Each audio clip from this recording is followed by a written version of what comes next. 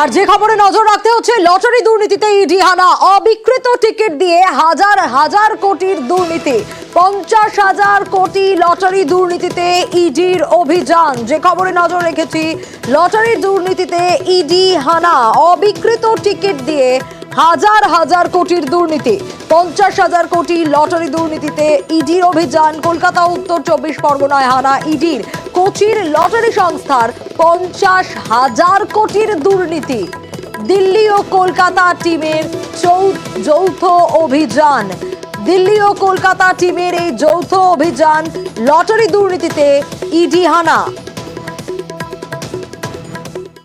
বেপরোয়া গতিতে কড়া রাজ্য, চালক মালিকদের জন্য তৈরি এসওপি, আর সেই এসওপি যদি না মানে চালকরা তাহলে লাইসেন্স বাতিল। ট্রাফিক নিয়ন্ত্রণে পুলিশকে কড়া নজরদারির নির্দেশ। মুখ্যমন্ত্রীর নির্দেশ। আজ পরিবহন বৈঠকে পরিবহন মন্ত্রী, পুর নগর উন্নয়ন মন্ত্রী ও বাস মালিক সংগঠন।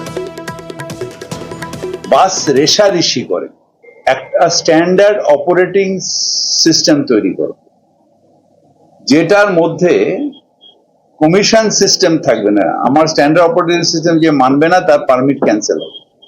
ট্রান্সপোর্ট মনিটরিং সিস্টেমে একটা জিপিএস সিস্টেম করে দিলে বাসের মুভমেন্ট কি হচ্ছে দেখান। অন্তত মাসে একবার ট্রান্সপোর্ট এবং পুলিশ মিলিয়ে এই সেফ ড্রাইভ সেভ লাইফটা সারা রাজ্যে এবং কলকাতাতেও করতে হবে। স্কুল লেভেলে সেফ ড্রাইভ সেভ লাইফ বাচ্চাদের পড়ানো, যত্রতত্র বেরিয়ে চলে যাবে না, বাবা মার হাত ছেড়ে দৌড়ে চলে গেলে না। আমাদের ডিপার্টমেন্ট থেকে প্রত্যেকটা স্কুলের সামনে রেলিং দিয়ে দেবো।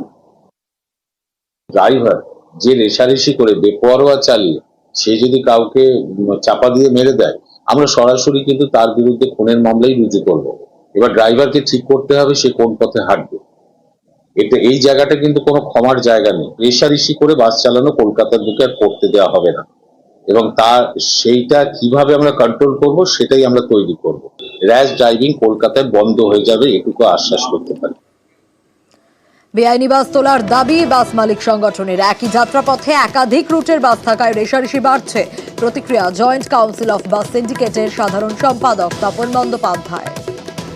ভারতবর্ষে কোনো রাজ্যে কমিশন নেই, কলকাতার কোনো জেলাতে কমিশন নেই, শুধু কলকাতা 2-24 পরগনা হাওড়া ছাড়া। তাহলে কেন অন্য অন্য জায়গায় দুর্ঘটনা ঘটছে?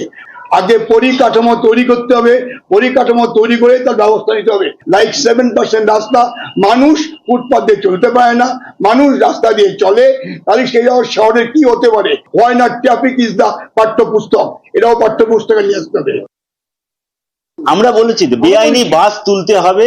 রেড সিগন্যালে টাইমার আছে, গ্রিন সিগন্যালে টাইমার আনতে হবে। শুধু স্যালারি করলেই যে অ্যাক্সিডেন্ট কমে যাবে তা না। ট্রাফিক রুলসের ওপরে কিছু আমাদের থেকেও প্রস্তাব আজকে গেছে, সেগুলোকে সরকার যদি বিবেচনা আবার বসবে, এবং বসলে পরে যদি ঠিকঠাক মতো হয় তখন নিশ্চয়ই আমরা চিন্তা ভাবনা করবো যে কোন পথে এগোনো যায়।